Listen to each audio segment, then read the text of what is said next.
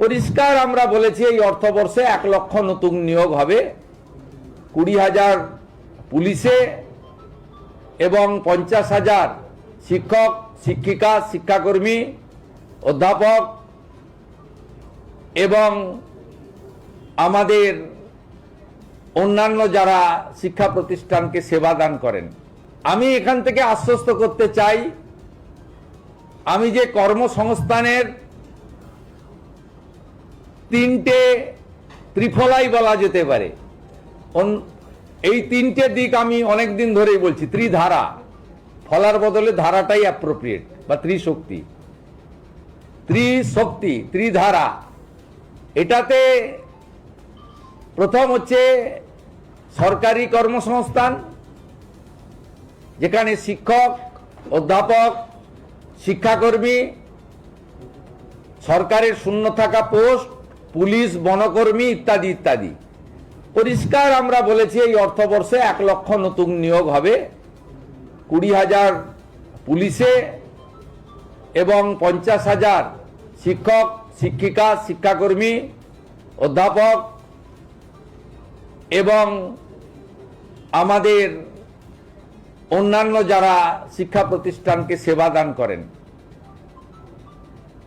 50,000-এর কথা বলা হয়েছে। বাকি 30,000-এর ক্ষেত্রে সরকারি অফিসগুলো ডাটা এন্ট্রি অপারেটর, চুক্তিভিত্তিক লোকেদের দ্বারা চলছে।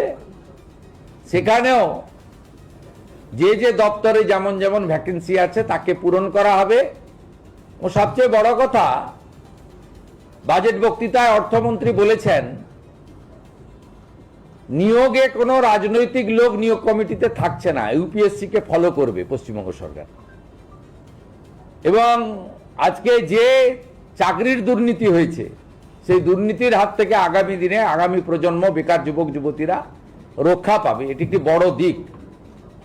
ত্রিধারাতে দ্বিতীয় দিক হচ্ছে বেসরকারি শিল্প, তার মধ্যে ফুড প্রসেসিং এবং এমএসএমই আছে।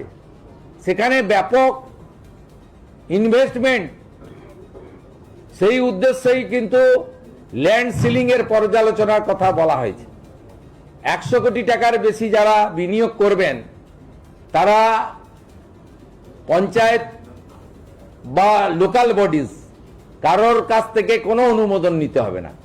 কারণ এখানে রাজ্য স্তরে চুক্তি হয়, তাদের জমির ব্যবস্থা দেওয়া হয়, তারা ব্যাংক থেকে লোন নেন, ওখানে গিয়ে কেউ প্ল্যান আটকান, কেউ ট্রেড লাইসেন্স আটকান, বলেন তোলা দিতে হবে, আমার লোককে নিতে হবে, ফায়ার লাইসেন্সে করা হয়। এটা এই যে স্থানীয় স্তরে যে হয়রানির শিকার হন, সেখান থেকে মুক্তি পাবেন যারা ন্যূনতম 100 কোটি টাকার বেশি বিনিয়োগ করবেন। সবচেয়ে বড় কথা, আগের সরকার শিল্পে ইনসেন্টিভিয়াস তুলে দিয়েছিল। বর্তমান সরকার এই শব্দটি, এই ব্যবস্থাটা ফিরিয়ে আনলো, 5,000 কোটি টাকার প্রভিশন রেখেছে এবং এই 5,000 কোটি টাকা মূলত কর্মসৃষ্টি সংক্রান্ত যারা শিল্প করবেন তাদেরকে ইনসেন্টিভিয়াস দেওয়ার কাজে অগ্রাধিকার দেবে বর্তমান সরকার। এর সাথে আমাদের আমসহ যে সমস্ত ফুড প্রসেসিং ইউনিট রয়েছে, টমেটো সহ অন্যান্য অনেক রয়েছে ফুড প্রসেসিং ইউনিট, এবং ভেরিয়াস টাইপের ভেজিটেবল ফ্রুটসেরও এখন ফুড প্রসেসিং অনেক ইউনিট হয়েছে। সেখানে তার উদ্যোগের কথা বলা হয়েছে, এমএসএমইর জন্য স্পষ্ট নির্দেশিকা রাখা হয়েছে, এর মধ্য দিয়ে ব্যাপক কর্মসংস্থান হতে পারে। তৃতীয় হচ্ছে